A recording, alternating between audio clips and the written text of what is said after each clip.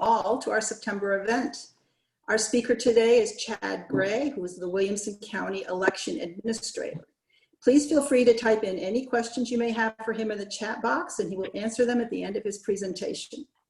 I'd also like to take this time to remind everyone that the League of Women Voters is open to both men and women. And we will have the Nashville League of Women Voter link in our chat box if you are interested in joining us. Next month, on October 21st, our speaker will be Jeff Berry, the CEO of the Tennessee Environmental Council. Kathy, would you please introduce today's guest? Thank you, June. Well, Chad, we really appreciate you being with us today. I'm sure this is a very busy time for you. Chad Gray, Election Administrator for Williamson County, is a lifetime Williamson County resident, graduating from Page High School. After graduating from Western Kentucky University, where he majored in history, Chad worked as a substitute teacher at Page High School and at the Tennessee State Library Archives. In 2000, Chad started work with the Williamson County Election Commission as the Deputy Administrator, and after 15 years as Deputy, Chad was appointed Election Commissioner in 2015. He has an abiding and active interest in local history and belongs to several history organizations. Your job is important, Chad, and we're looking forward to hearing from you. Thank you for what your team does to make sure our votes count. Well, thank you. I think we'll go ahead and get started then. And what I'll do is I'm Debbie Gould. I'm with the League of Women Voters of Nashville, and I'm also the Vice President and Advocacy Chair for the State League of Women Voters. And we are a nonpartisan organization. We do not support candidates or political parties or offer any endorsements. And we really try and do everything in our power to make sure that all citizens have the opportunity to be actively engaged in government. And when the League of Women Voters was started 100 years ago, it actually started as an entity before women actually had the right to vote with the 19th Amendment. It started in 6 months before, in February of 1920. And part of the reason was the assumption was just because you have the right to vote doesn't mean you have all the knowledge you need, and you have to be educated. So we're really happy today to have this opportunity to talk with Chad Gray and to provide you all with the information more about the process of voting and some of the intricacies of it and how it will be handled this year that will look different. This is a challenging year for all election administrators. And Chad, we've had similar conversations around the state, both in Nashville and Murfreesboro and Chattanooga and Knoxville and Memphis. And we really appreciate the opportunity to hear from election administrators who are on the ground and know their communities and know what the challenges are in their own communities. So with that said, and if I'm happy to take questions as we go along from the chat box too, so please put them in as we go along and I'll try and grab them. But let me start, Chad, by asking, for people who are going to the polls this November, what will look different from the way it was the last time they voted in a presidential election? What will they see that looks different?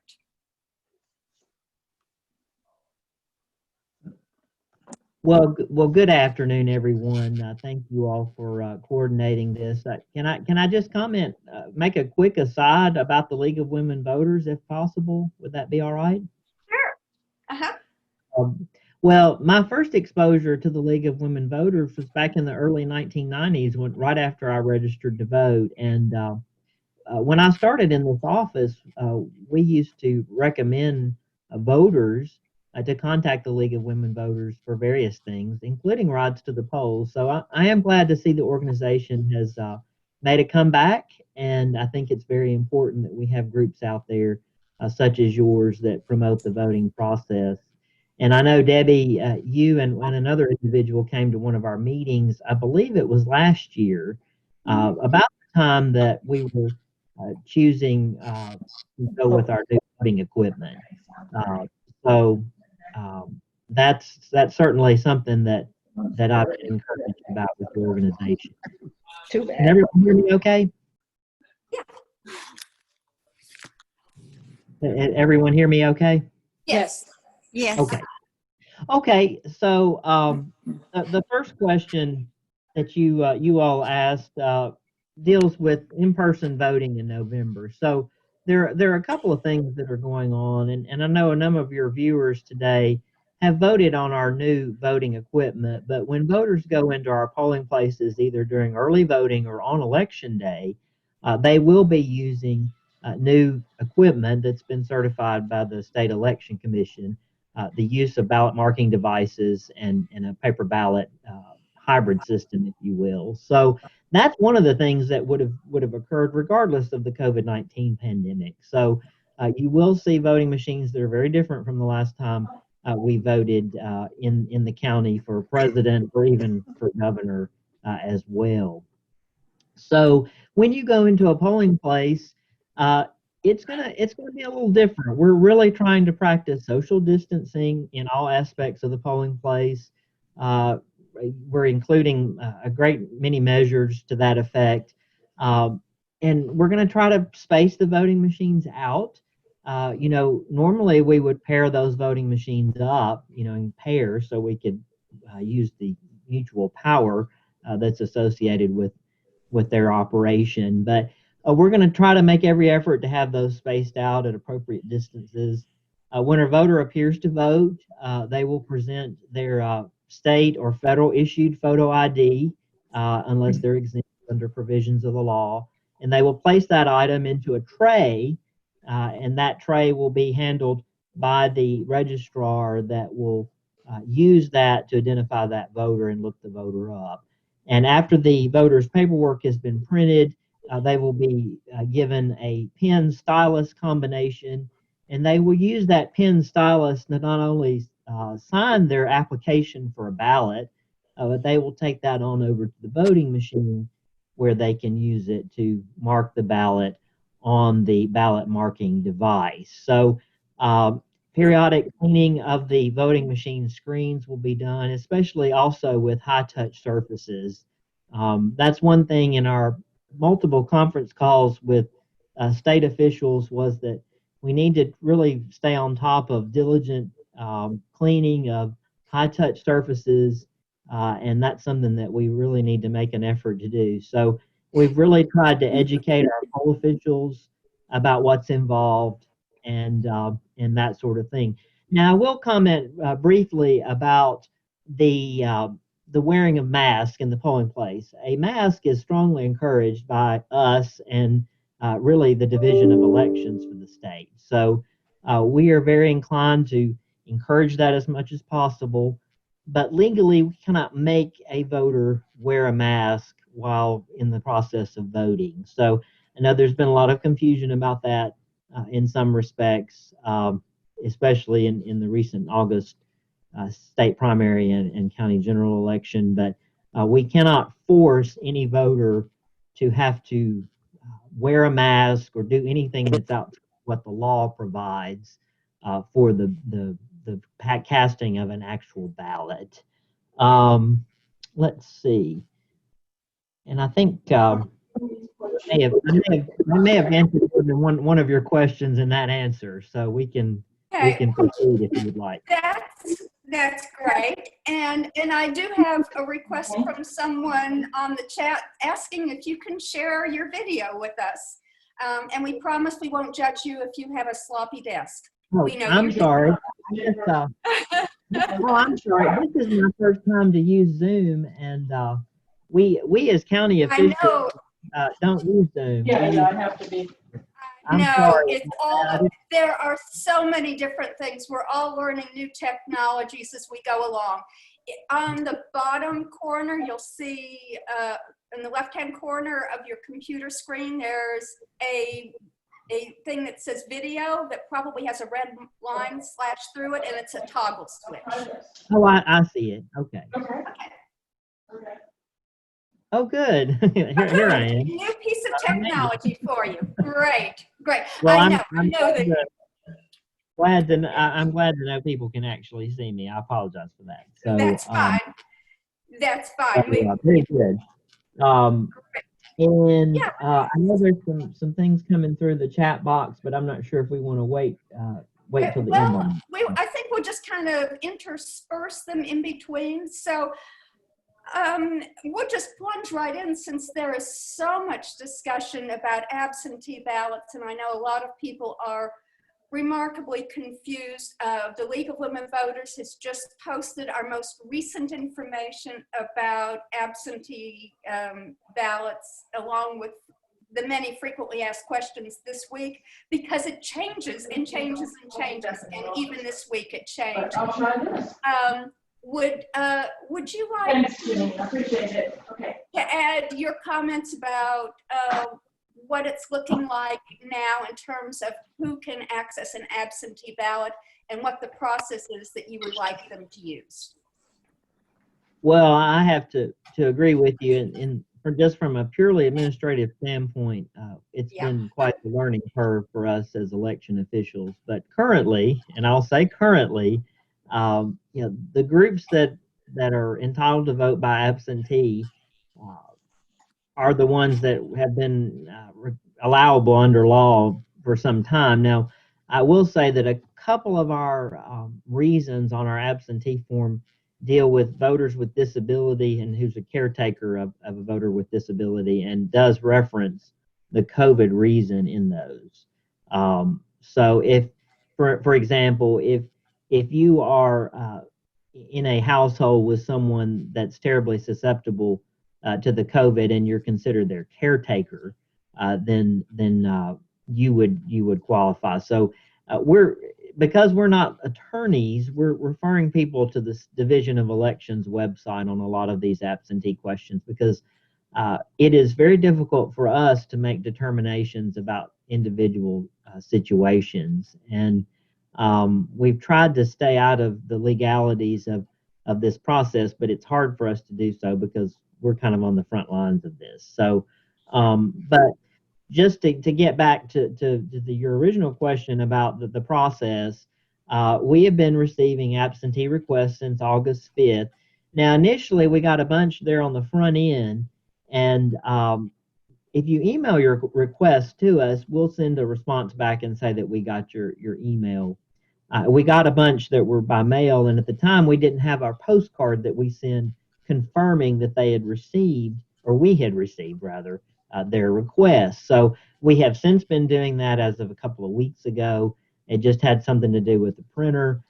So if any of your voters or any of your viewers have issues or questions about whether we actually received their ballot, we're glad to look that up by calling our office to make sure we have it. So on that front, we are scheduled to receive the ballots tomorrow. So probably tomorrow afternoon. So we are going to get really, really super busy with getting all of those requests that we have on hand, get those out and get those disseminated to those that requested the ballots. So make sure, and I know some of you may have gotten a Postal Service mailer, which may be a little deceiving, but it's better to err on the side of doing things early by mail voting. It just is. The volume will increase tremendously as we get closer and closer to election day. So our office is going to try to get caught up in the next few days with sending those requests, or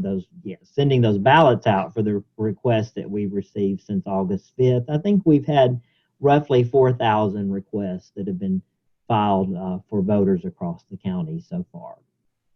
So let me ask you, I know that in Davidson County, it's possible to use the state website, the voter lookup on the state website, and you can find out whether to be able to track where your absentee ballot is. Are you all using that? And is it possible for individuals to track when the ballot is mailed to them and when it's received back by you? Yes. Now I might be mistaken. I'm not sure if was the ballot, did it show when it was sent and received? I cannot remember that. What I know that it shows is when, I'm going to put the website in here in case people are wondering about Oh, it. okay. Okay. Right. I know that it shows when the ballot is mailed to the voter and when the election commission receives it back. I'm not sure if it shows when the application was received. Okay. That I'm not sure of. And I can't, you can't tell on that until you've actually Right. in the process. Yeah. But it should list it for every individual, right? It's so any Williamson County resident who sends in a ballot and wonders if it actually made it through the mail on time to you, Okay. you'll be able to know, right? Absolutely. And, there are a lot of things that have been very challenging about this situation for all election officials, but Sure. there have been some very good things that have come out of this. And that is one of those things, that voter tracking system for our mail ballots. And so that's certainly something that I'm sure we'll continue to use as we Right. go forward. And I see a correction from one of our league members in the chat that it says that the voter lookup site on the state's website will show when the application is sent to the voter and when the election commission receives it, but it won't show when the application goes in for processing. So thank you for that correction, Joe, that update. And I did want to add something about the very latest decision about last court proceedings, which I did follow. This last week, there have been a number of lawsuits, both in state and federal court, concerning absentee balloting this year, which is why it's felt like such a roller coaster of information for election administrators and for the public. The most recent decision says that has to do with first-time voters. First-time voters in Tennessee, by law, are not allowed to vote absentee until they have appeared in person to vote the first time. So and I should clarify, if you're a first-time voter and you registered online or by mail, that's the situation. If you mailed in front, for example, of an election administrator, then you could. So it's already a little complicated in that sense. But what Judge Richardson, the federal judge, ruled this last week was that first-time voters who met the existing eligibility standards that are listed on the state website are indeed eligible to vote absentee. So for example, if you were over 60 and you were voting for the first time after registering online, or if you were a college student who is away at college and cannot get home to vote in your county of residence, you could vote absentee, and so forth. There's actually a list of 14 reasons that people can vote, are eligible for absentee voting. And so that was the most recent ruling. So I don't know how many people it will actually impact, but it certainly could impact thousands of voters. And Chad, I'm sure you're going to get many, many questions about that from voters coming up. Oops, did we lose your sound? No, I'm sorry. I muted for a moment, but yes. Okay. And we're actually awaiting guidance from the Tennessee Attorney General about that particular subject. So I won't be able to elaborate any more on that federal litigation at the moment. So, well, I have to say, the League of Women Voters is very conscious that we want to give out accurate information, and we date every piece of information we send out now because we know it could change quickly. Although historically, judges don't like to intervene with election law close to elections, but this is an unusual year. exactly. Let's see. All right, we're going to start looking at some of the questions in the chat line. And I know I can see everybody's got lots of questions. Okay, so one of the questions is on or about what date will Election Day poll workers be notified that they've been selected to serve and training dates?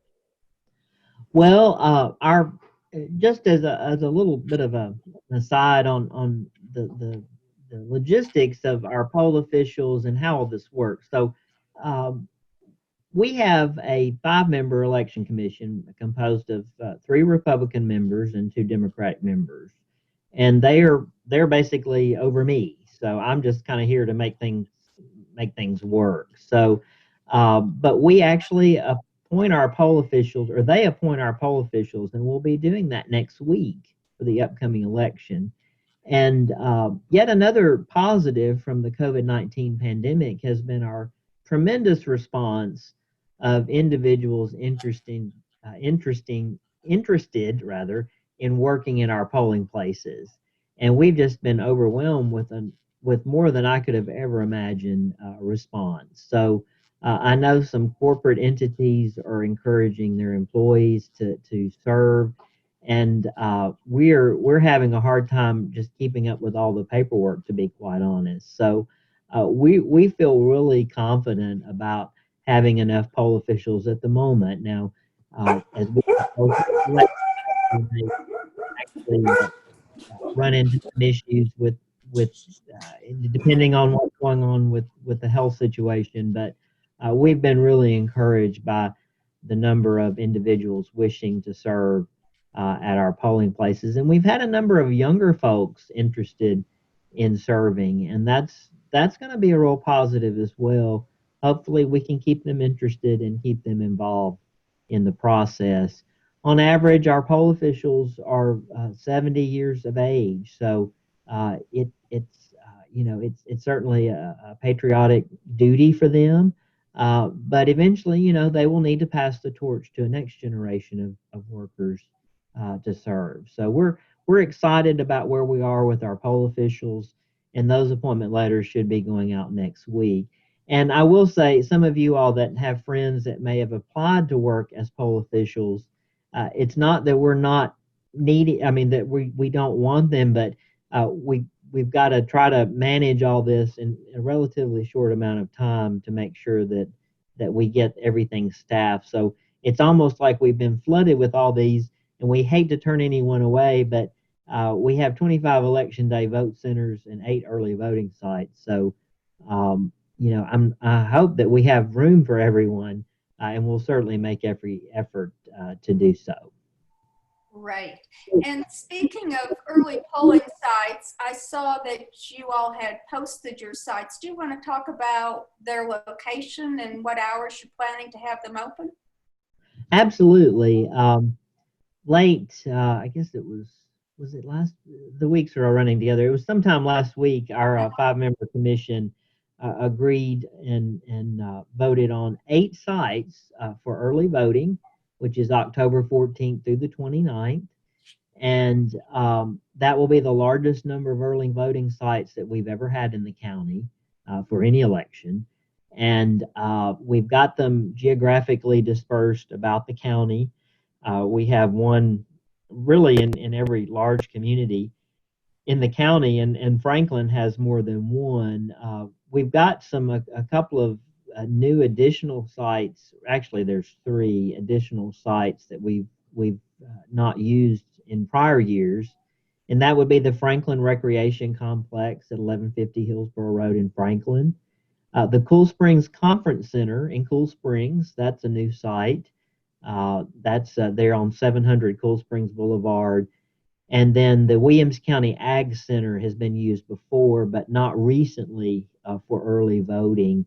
And we're going to be using that as well. Now, some of you might say, well, that's where they're doing the COVID testing. Well, that's a huge complex, and the COVID testing is down in the arena floor, but we'll be actually doing the early voting on the east mezzanine. So it'll be really easy to get in and out of the parking area for early voting. And the COVID testing is only for 3 hours every weekday. So our hours will be 9 to 6:30 weekdays, and on Saturdays from 8 a.m. to 3 p.m. So our hours in the past, weekday hours were till 7, but our parks and rec facilities actually during the COVID pandemic have been closing at 7. So those facilities asked if we could close our voting at 6:30 so that they could try to clear the facilities out by 7 or 7:15 for those employees to be able to leave. But we've compensated for that a little bit because on Saturdays we're open an additional hour. We used to be open from 8 to 2 on Saturdays, but now we're going to be open from 8 to 3 p.m. Okay, all right, that's very helpful. And, you know, I guess, you know, we're always worrying about how to communicate best with the public about things like changes and updates on information. Are there things that groups like the League of Women Voters can do to help promote some of this information? Do you all need help in, for example, notifying people of where early voting sites are, or that sort of thing? Absolutely. I think our voters get in a little bit of a habit of procrastinating even during early voting. But if we can hit the ground running with the promotion of our early voting site and the hours, I think that will serve us well for this particular election. Just in a little bit of context, 4 years ago, we had over 70% of the ballots were cast during early voting. So that's hard on us as election officials. But in the grand scheme of things, when we get to election day, we just kind of have the leftovers, to be quite honest. So about 20% of the ballots cast or thereabout will be on election day, and that's what's traditionally happened the last couple of election cycles for president. So anything we can do to promote early voting, I think some people get terribly confused, but the good rule of thumb about early voting is that it always begins 20 days prior to election day. So that's by law, and that's in the code. So that's when it starts. And generally speaking, it always ends 5 days prior to election day. So, I would encourage people to look at those websites. Hopefully, there's one in your community that you can utilize and get that taken care of at your convenience and make it smooth on us. Hopefully. That sounds great. So I have a question here, which I bet is from someone who's actually been working in the polls, which is, does each poll location receive a list of all appointed poll watchers? And we can clarify that poll watchers can be from political parties or from nonpartisan groups. Yeah. Absolutely. Poll watchers can be appointed by candidates, political parties, and then groups such as yours can appoint poll watchers. Anyone that might have some sort of referendum issue on a ballot in Tennessee can appoint poll watchers. There is a process for that. A poll watcher would need to be appointed, I think it's 24 hours prior to showing up at an early voting site, and then two business days prior to election day, we have to have the appointment. But yes, generally speaking, a list of poll watchers is provided to the polling place. The poll watcher would have been given in advance credentials and an appointment letter. It's a kind of a permission slip, so to speak, from me, and then they would present that to the officer of election and sign in and out while they're in the polling place. The poll watcher, though, is not entitled to talk to voters. If they have an issue with the conduct of the election, they would need to address that with the officer of election in charge. And so they're there to observe the process. And so I think we've done relatively well with our poll watchers in recent elections. I think sometimes our poll officials feel like they're being watched because they're making mistakes and that sort of thing. But I try to emphasize that they're not there just to point out mistakes that you're making, but they're there to make sure that the process is running the way it's supposed to. And they're not trying to be there, to be that school teacher that's looking over your shoulder or whatever. So that's something that I try to emphasize with them. Well, and I have to say, in the past, the League of Women Voters has done poll watching fairly often. And actually, we think that our most important role in that is to instill confidence in the public that things are going well. And we've been remarkably pleased with very few exceptions. It did occur to me, though, as we're talking, are you going to require poll watchers, if they come in, to wear masks, since they'll be there for long periods of time? You know, that's something that that hasn't been, I I haven't know, thought about. it's new. It's a new thing. We never thought about it. You know, but I would think, since our poll officials are required to wear a face shield or mask, that someone that's in the polling place for a lengthy amount of time would be required as well. But that's a very good question. I'm going to have to look into that. Oh, well, yeah, look, talk to Mark Goins about that. I bet he's going to say yes to that one. Okay. I would suspect so, yes. Okay, well, good. Something new we hadn't thought about. Okay. Let's see. Oh, and Kathy has a question. Will we have to remove our masks to confirm our identity when we go to the polls? This came up in some of our training back in April, and that's not really going to be required to remove your mask for identification purposes. I think generally speaking, enough of your features would be visible to us, and you know, we have corroborating information about your date of birth and that sort of thing. So that came up, and that was something that we're not going to require a voter to take their mask off briefly for identification purposes. That's not in that actually in the last August election. You know, I don't even think that became an issue at all. So I just don't see the merits of that, and I think that's what the state officials would tell you as well. Okay, so here's another question about absentee ballots. And there's so many possibilities on this one. So first of all, of the absentee ballots that you received in August, were there ones that you rejected? And if so, what was the main reason for it? I mean, we don't need the exact, just your general overview on it.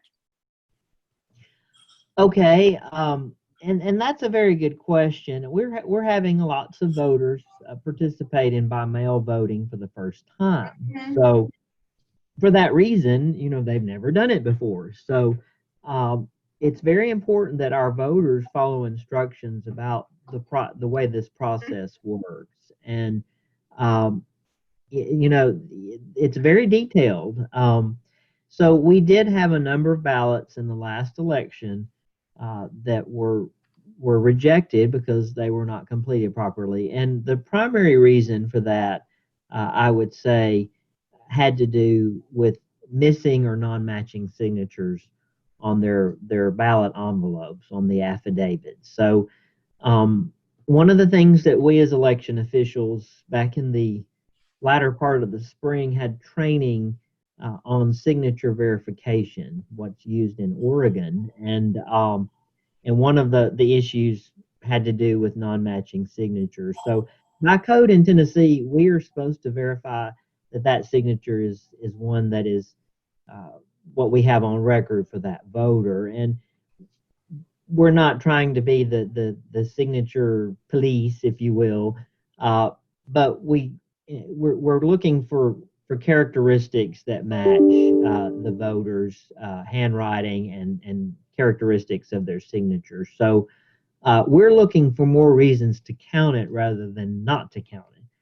So, but that was the primary numbers of things were the non-matching signatures and the missing signatures from the ballot envelopes. So most of the time, if the signature on your driver's license, that's a good thing to look at. If you have a question about what your signature looks like, that's usually a good thing to go by if you need to reevaluate that. And I will say that a lot of our younger voters their signatures have some issues, and sometimes we had specifically one voter that said that she signs differently every time. So that can be a little bit of a challenge for us because we are just trying to do what we're supposed to do by law, and it kind of puts us in a bit of a situation sometimes. But we do the best we can. We look for more things that are like their signature on record than are not like their signature, and especially with our older voters, we can tell in our older voters there are just certain characteristics that we look for. I know at times those signatures with age do change. So that would be the primary concern on our part, and what we want to convey to our voters is that make sure those signatures are what we have on record. Well, and hearing from other election administrators, it's really clear that, as you say, it's following directions. I often tell people you just need to channel your sixth grade teacher and about follow all the directions. But Correct. What we actually have heard that sometimes, for example, that a spouse will accidentally, they'll put the wrong ballot they'll switch envelopes, and so then of course the ballot signature doesn't match the ballot, and then sometimes people you can only put one ballot in one envelope. That also, it's Correct. what happens if you've never done it before, that you don't realize that it matters, that it does. Correct. So, well, good to hear that. One of the other things that we know is an issue, particularly in Shelby County and Davidson County, was the procrastinators among us were slow in getting those absentee ballots in on time.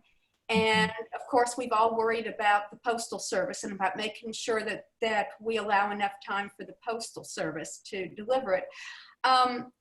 In Shelby and Davidson County, voters were allowed to deposit their stamped absentee ballot on the day that it was due by taking it to the same post office where the Election Commission had their post office box. So it could just be transferred within that post office branch. Would that work that way in Williamson County? Well, that's something that I've tried to explore. One of the things that I think that I know, at least from the Davidson County situation, they've had a post office box for multiple years. We have always had our mail delivered to our physical address. Oh, okay. So we do not have a post office box. I've considered securing one. I will say that our relationship with the Postal Service has been really improved over the last few months. One of the examples that I will put forth is the fact that we had a delivery from the main post office on Royal Parkway in Nashville of absentee ballots that they brought out at 6:30 on August 6th, election night, for our absentee counting board. So I think the Postal Service, I know there's been a lot of this in the news, but I think they're going to really make a concerted effort to ensure that these ballots are delivered timely to us, and that's something I look forward to working with them as we go forward. The post office box for us, that is something that may be a little harder for us to pull off because the volume of mail that we're receiving these days is tremendous, and I'm not sure if us changing course on our mailing address and our post office address, or having a post office box, I'm not sure if that would be a good practice at the moment, but I haven't given up on that just quite yet. So. Well, it does show why things are different county to county, and every county has different circumstances. Okay. Let's see. The other question I meant to ask about absentee ballots, did you receive a lot that came in too late after Election Day, or was that not a problem for you all? Well, we always receive absentee ballots after Election Day. We had about 95 that were returned after Election Day. So that's certainly not not what we would want our voters to do. um, and I think again, when we look at voting in Tennessee, it's unlike some other states that allow postmarked ballots. Ballots postmarked on election day are still counted, that sort of thing. But our ballots do have to be received by the close of the polls on election day. So that's what current law requires, unless it's changed later by a judicial ruling or something. But yes, that, and I think that again, I think that's something that we as election officials and others probably should really strongly emphasize, that those need to be returned on time for us to count them. Do you notify people if their ballots are not counted? We generally do. Now, the ones that come in after election day, that's not been a practice. Of course, again, this is uncharted territory for us, because as you all probably have discussed in other settings, only 2 or 3% of voters in Tennessee vote by mail historically. So that's gonna increase. Our responsibility will increase as we go forward. But we do try to advise our voters if their ballot was or was really was not counted. Was counted, we don't. But if it was not counted, that they are advised as such. Okay. And can you explain the process for provisional ballots and what happens if people change their minds about absentee voting? Okay. This is one thing that came positive that came out of the Help America Vote Act back in the early 2000s.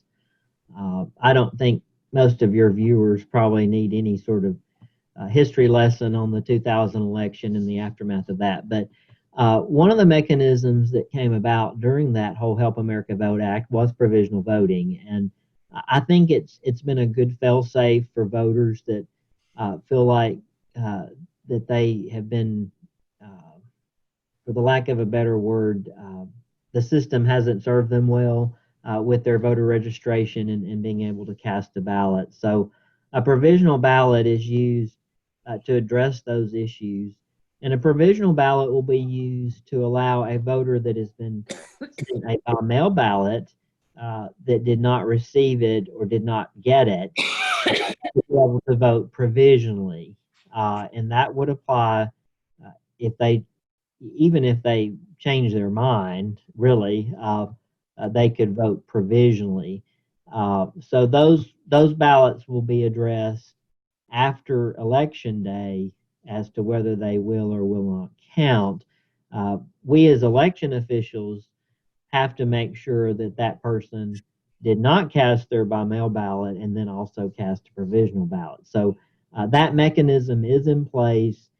We anticipate a number of those for the election, and we will be prepared to deal with that accordingly. So normally in a presidential election, we may have 70 to 100 provisional ballots that really deal with voters whose voter registration is in question or some other situation that's occurred.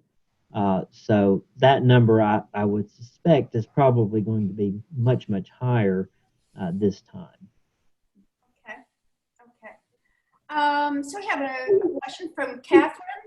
Has the Election Commission considered any safety precautions aside from concern about the virus in case there are any disruptions based on the contentious nature of this particular election? Okay, Catherine, that's a big question.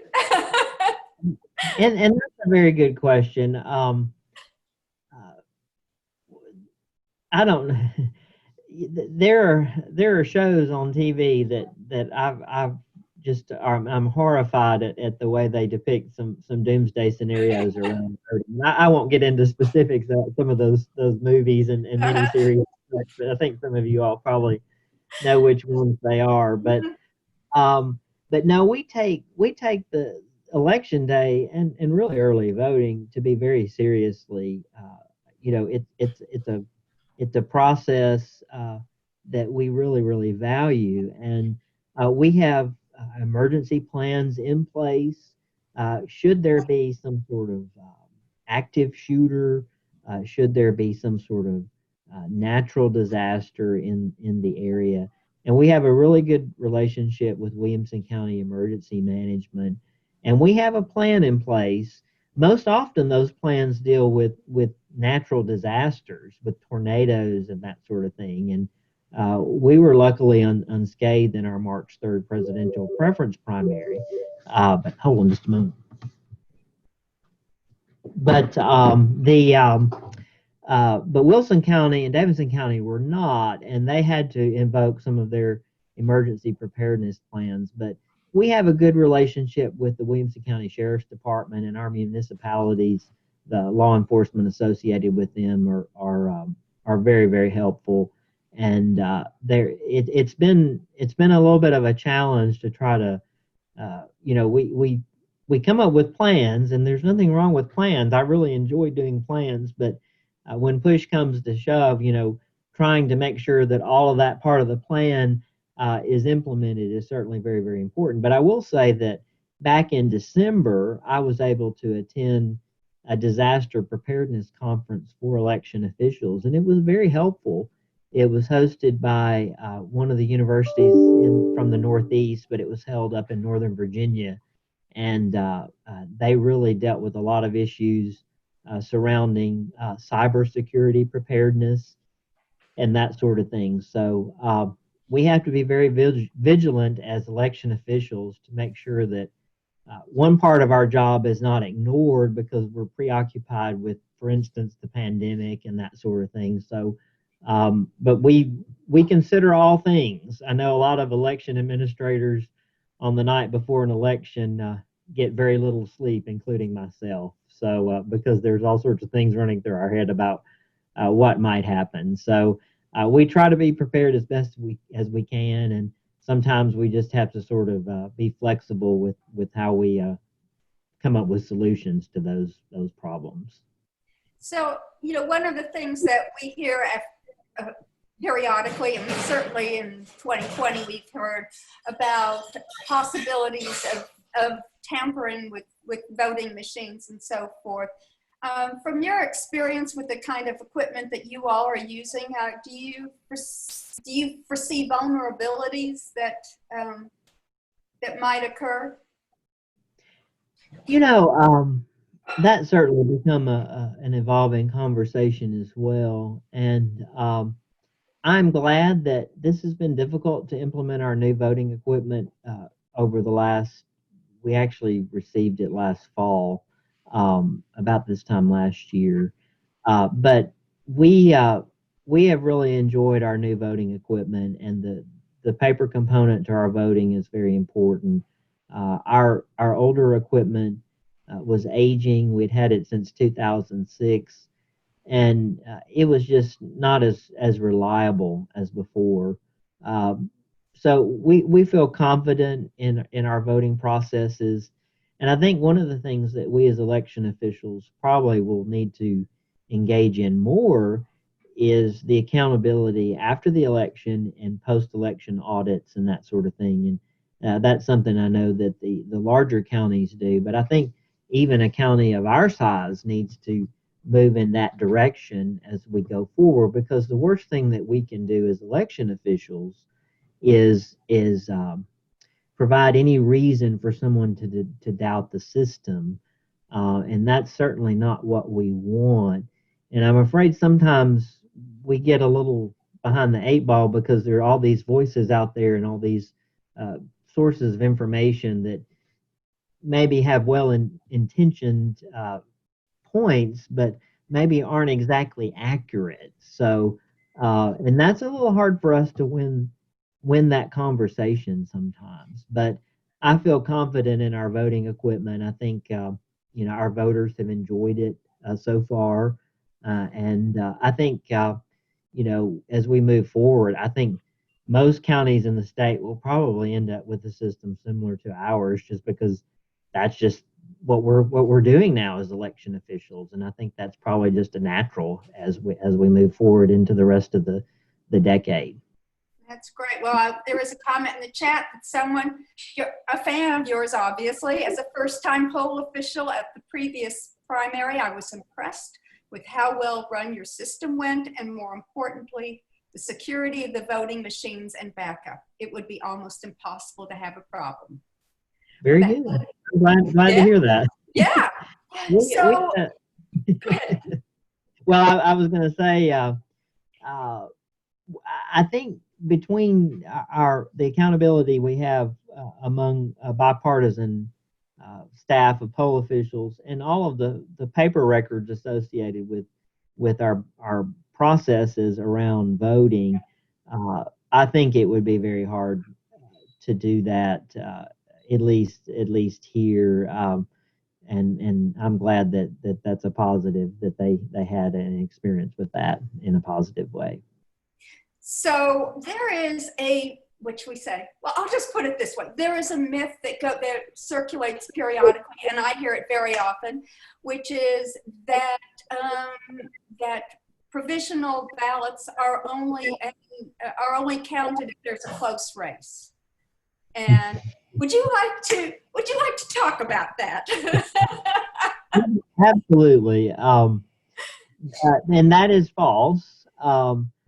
We evaluate every provisional ballot that is cast by any voter in our county, and by law, there's a deadline for us to do so. Now that can be extended by the coordinator of elections should there be a large volume of ballots cast. So in the upcoming November election, I suspect we'll have a large number cast. So we'll have an extension of the deadline for the evaluation and the tabulation of absentee ballots that have been cast. But no, those ballots are counted. And for example, if for whatever reason your registration didn't go through when you went to the Tennessee Department of Safety and Homeland Security, and then you cast a provisional ballot to that effect, and we have all the records we need to prove that you did so timely, then that ballot will be counted, and you will be sent a letter saying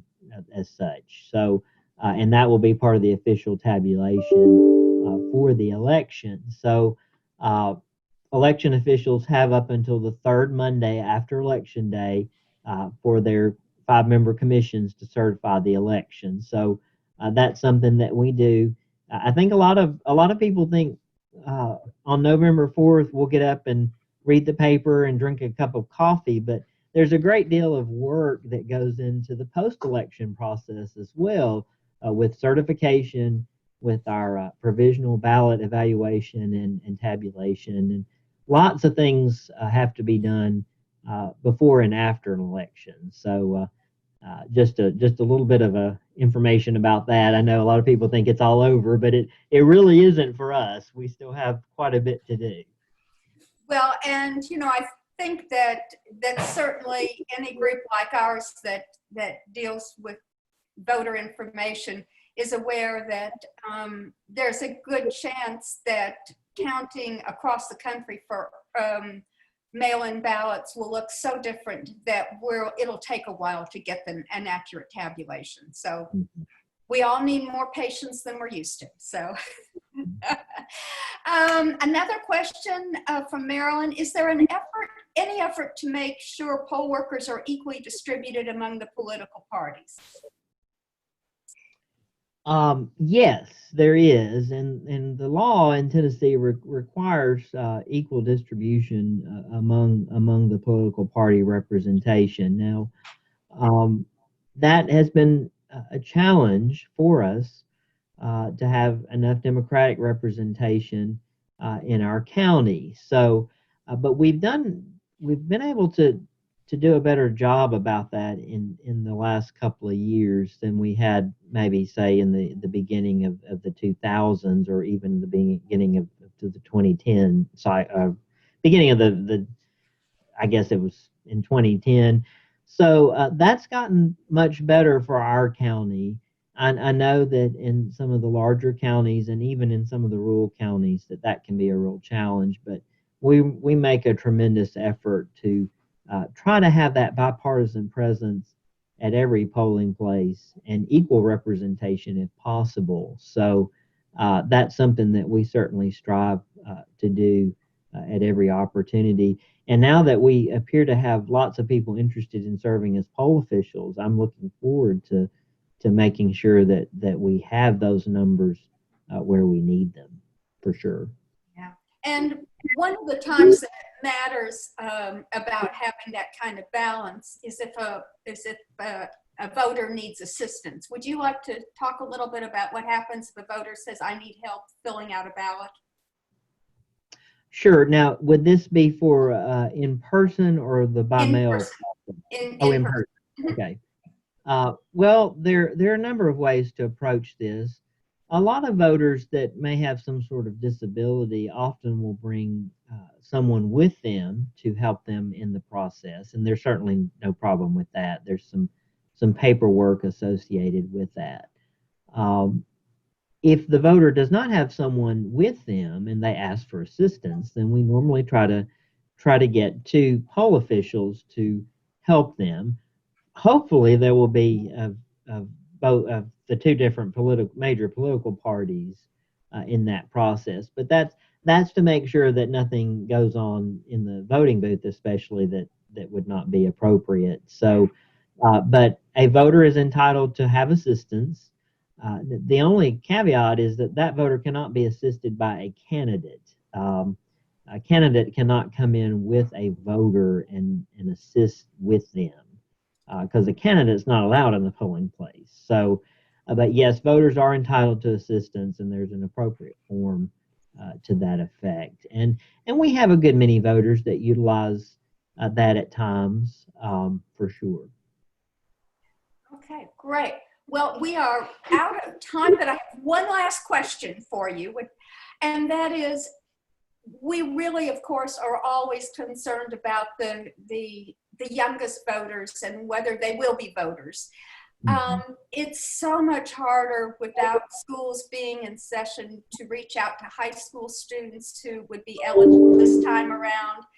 Is there any effort being made to try and make sure that those students are registered to vote in time for November?